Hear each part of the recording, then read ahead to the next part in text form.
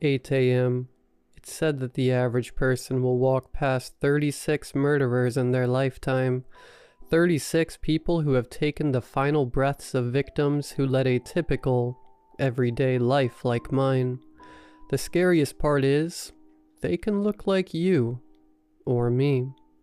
Amongst a large crowd of people, they go undetected, camouflaged like a predator until the perfect opportunity comes to strike. These opportunities can be at any given moment, at any given day. That's what makes them so terrifying.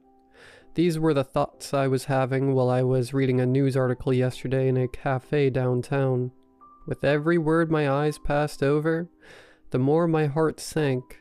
Jessica Talbot, 35, soon to be married, dead in her home after being stabbed 27 times in the chest and abdomen. Truly despicable. The intruder snuck into the house in the middle of the night yesterday and murdered a soon-to-be-married woman in cold blood. Police said there were no leads at this time, but they were doing everything they can to find her killer. Yeah, right, I scoffed. They never do anything until it's too late. Call me cynical, but the cries of help from Minnie either go unanswered or brushed aside. Her fiancé Christian, in addition to family and friends, claimed that Jessica had reported numerous times a stalking behavior and harassment from an unknown number, yet nothing was ever uncovered. The sentence confirmed my earlier sentiment, making my heart heavy for the numerous people who tried to do something. Why is it so hard to just listen? Listen to these people and do the right thing. My eyes drifted to the picture beneath the article. It revealed an absolutely beautiful woman with straight blonde hair. Her smile was infectious, and her emerald green eyes twinkled with a bright happiness. This woman would never see her wedding day. I couldn't begin to imagine what everyone close to her was feeling. I shook my head in disgust as I reached out in front of me to take a sip of my iced coffee, its refreshing taste taking the bitterness of the bile that formed in my throat. Murder, rape, pedophiles, robberies. It's always the worst of humanity that makes the front pages. The good things in life don't rile people up or make anybody any money. I decided to take a mental break and put my phone away in my pocket, shoving the negative thoughts that clouded my mind to the side. My mind had been so overwhelmed. I had completely drowned out what was going on around me. The cafe was filled with people sitting, moving around, or shuffling in through the door. Lo-fi music played over the speakers that was loud enough to hear, but not loud enough to drown out everything else. The chatter, the clacking of keyboards, the barista taking orders. It would be considered sensory overload to some, but to me, it was comforting. I liked being in public and seeing the daily interactions that comprised of people's days.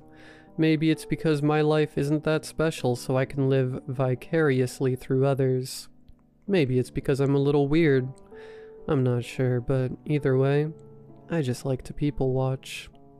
Ironically enough, though, I couldn't help but feel like I was being watched. If you're in public long enough, you will get that feeling eventually. However, something was different about this. It felt like someone's eyes were glued to me and dissecting me like I were a science class frog. My eyes darted around the cafe as I wondered what was making me feel so uneasy. I saw nothing but couples chatting, people on business, talking on their phones or working on their laptops. But there was one person my eyes stumbled on that was different. He was sitting in the corner, his beady little eyes fixated directly on me. My gut pinpointed that this was the guy responsible for making me feel this way. The man's eyes were a shark's, dark, devoid of any emotion, and were seemingly watching my every movement as his hands hovered over the keys to his laptop. A part of me wanted to go over and confront him and tell him to knock it off. But what if he wasn't looking at me? What if he was looking through me? He seemed to be pondering something, but what I didn't have the faintest idea, nor did I want to really know. We locked eyes for a moment that felt like an eternity before he returned to whatever it was that was on his laptop, his eyes now hidden behind the computer screen, and his curly red hair. I chalked it up to the man being lost in thought, and I just so happened to be in his line of sight. It's happened to me before, so I couldn't necessarily fault him for that. Yet, I couldn't completely shrug off the feeling that something was seriously off about him. I pulled my phone out of my pocket and decided to do some more reading. I had to leave in an hour, but thankfully, I was only right down the street from where I was employed. In other words, I had quite a bit of time on my hands to kill. I'm not sure how much time had passed before I felt that unnerving gaze fall upon me again. Out of my peripheral, I could see the figure of the man peeking out from his computer screen at me. I didn't want to give the man the satisfaction of knowing how uncomfortable I was sitting there. I felt like a deer caught in the scope of a hunter's rifle. Any sudden movement and I was done for. I gulped nervously and reached out to grip the iced coffee on the table. The condensation dripped down my hand, the cup sweating like I was internally. Try to act normal. I kept repeating in my head like a mantra as I hyperfixated on the illuminated screen of my phone. Eventually he withdrew and went back to his laptop, his eyes once again hidden from view. I felt like I could breathe again. I didn't feel like I was being suffocated by a boa constrictor. This might have been how Perseus felt when he was avoiding the eyes of Medusa. I joked darkly to myself, still processing the weird scenario I was in. Perhaps I was overreacting, but there was something off, something I couldn't quite exactly put my finger on. My focus on my phone never left until it was eventually time to leave. I got up to throw my empty cup away and pushed my seat in when I noticed something strange. Amidst the constant traffic of people coming and leaving the cafe, I noticed the man who was staring at me was no longer here. However, his laptop was. It was closed and looked as though it had remained undisturbed for a while. How it didn't get snatched up, I'm not sure, but I assumed its owner would return for it soon. Perhaps the man had gone to the bathroom. No, that couldn't be possible. My seat was mere feet from the bathroom. I would have noticed if he walked right past me, especially with those eyes that he had. Maybe he had stepped outside for a smoke. I looked outside and gazed upon the people who walked the sidewalk. His face was not amongst them. Had he really just up and left his laptop here? My heart thudded like a heavy drum as I walked towards where the man had sat earlier and grabbed the laptop. It was cold, like it had been off for an extended period of time. Maybe it hadn't even been turned on. Did he come in here just to watch people? To watch me? I'm not someone who was easily scared, but this was definitely freaking me out. I began walking towards the front counter to ask if the people working could return the laptop to the man, but stopped. There are so many people who walk through those doors. How are they going to remember some random guy? Maybe I could take it and return it when I come back here the next day. I scolded myself for entertaining the idea of taking someone's personal property. That was downright wrong. What more could I do, though? Besides, it wasn't stealing. It was making sure it was safe to be returned. I debated for a while on what to do, but that's when I went with my gut and decided to take the laptop. I would return to the cafe tomorrow morning and return it to the man if he was here. With my decision having been made, I walked out the door, laptop in hand, towards my job. Hopefully the mind-numbing bedroom could make me feel something other than fear. 6 p.m. By the time I got home from work, I was mentally exhausted. The monotony of work had nearly bored me to death. The only keeping me awake was the mystery of what the laptop I had taken contained. I had debated all day on whether or not I should look into the laptop's contents, and I had decided that I would. It's not an invasion of privacy if I'm looking for the person who left their property behind. That's the thought I used to rationalize what I was going to do tonight. I had placed the laptop on the desk in my room and made myself something to eat. When I returned, I opened the laptop and pressed the power button. I munched on my food as I anxiously anticipated the computer turning on. What was I going to find on there? Everyone has skeletons in their closet, but what kind of skeletons lurked on the laptop? After several moments of waiting, the screen lit up before me with just a basic wallpaper of large sunflowers. I clicked on the pad and was immediately allowed access to the home screen. The fact there wasn't a passcode screen was very strange to me. Who doesn't lock their computer? Everyone these days has a lock on their devices. Even weirder was the fact that despite all the searching I did by going through various files, downloads, or documents, I wasn't able to find a thing in regard to the person's identity. It was like the computer was wiped clean.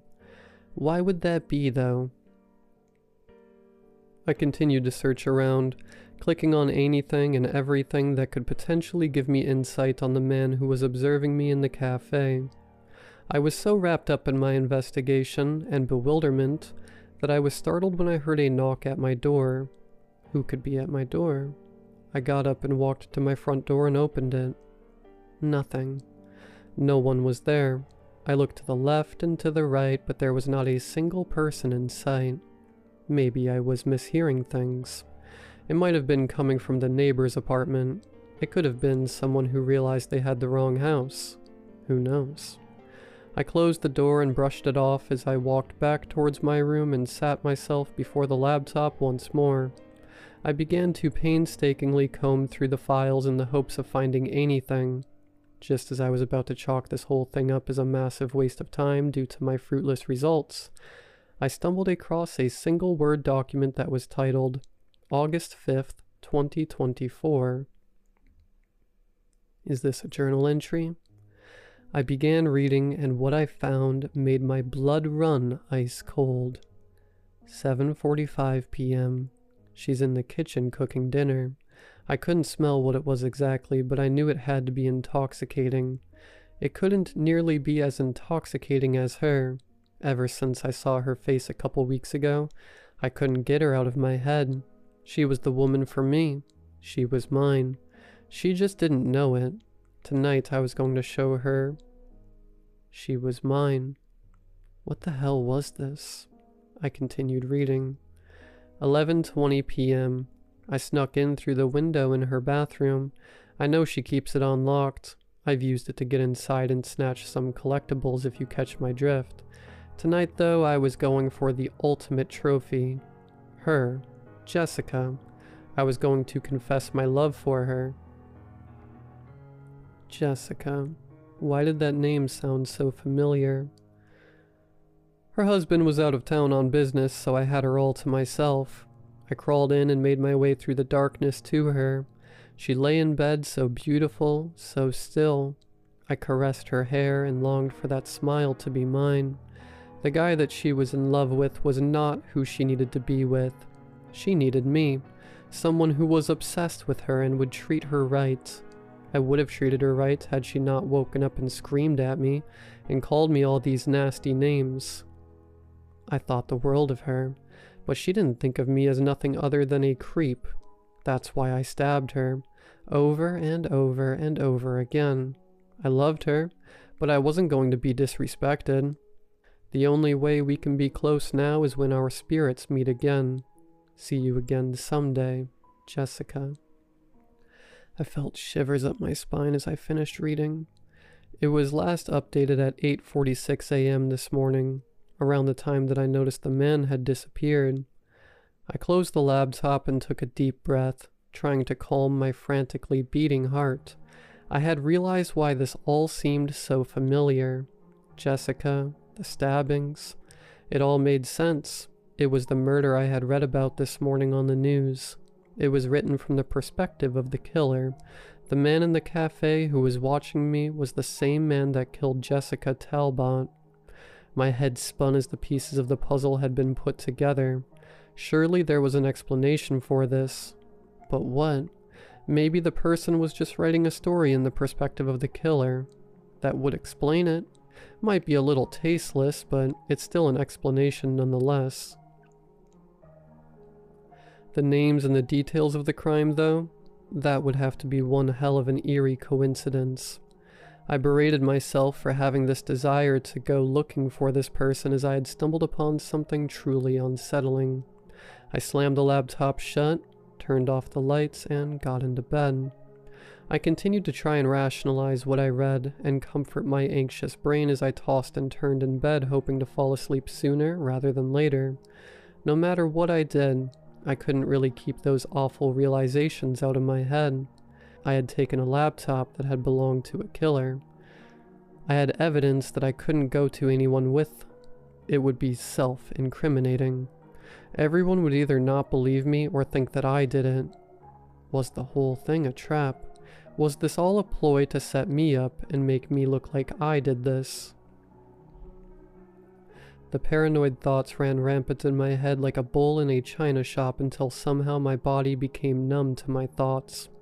I eventually felt my eyelids grow heavy with an incredible weight and close, fear subsiding long enough for me to fall asleep into a much-needed slumber. 6 a.m. I woke up the next morning in excruciating pain. I cried out as it felt like my ribs were stabbing my organs.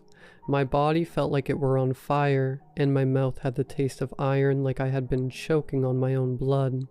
I tried to move, but it felt so sluggish and broken. Every movement felt like I was stuck in slow motion. How did I get these injuries? Did I get into some kind of fight or something? I searched deep into the pitch black well of my thoughts, hoping that I could recover a memory that would offer any sort of explanation. Unfortunately for me, my mind went blank. I didn't remember anything other than I had gone to bed. I frantically recapped the previous night's events over and over, desperately hoping that something would stand out. Every time I remembered closing my eyes, though, it was nothing but darkness. What was happening to me? Why couldn't I remember anything? I struggled to sit up, but I managed to fight through the pain and look down at the foot of my bed.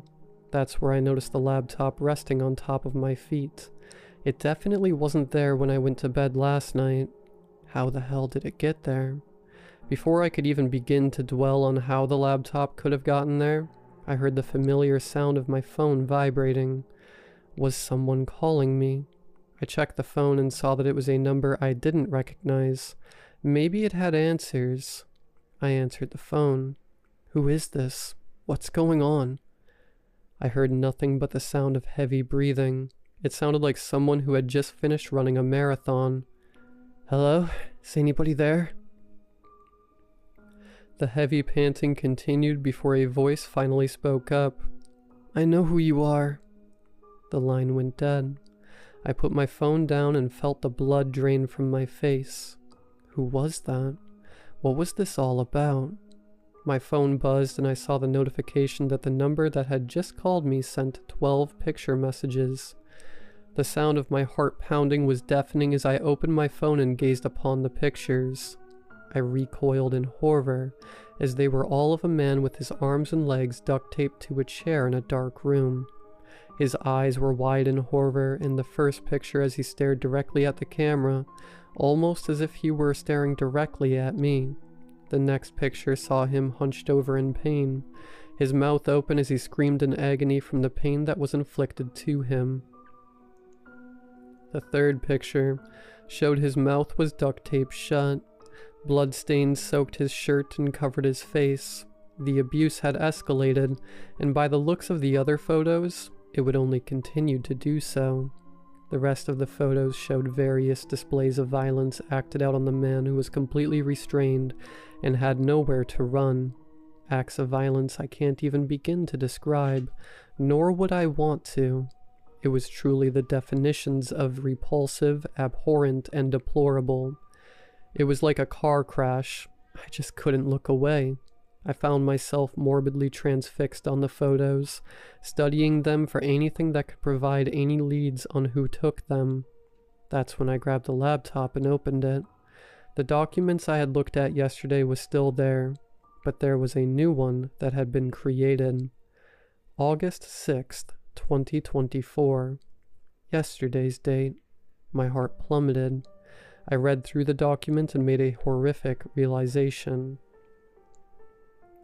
The knock at my door last night, my injuries, the phone call, the pictures, this new document, they were all connected. It all made sense. He had found me. I was the man in the pictures.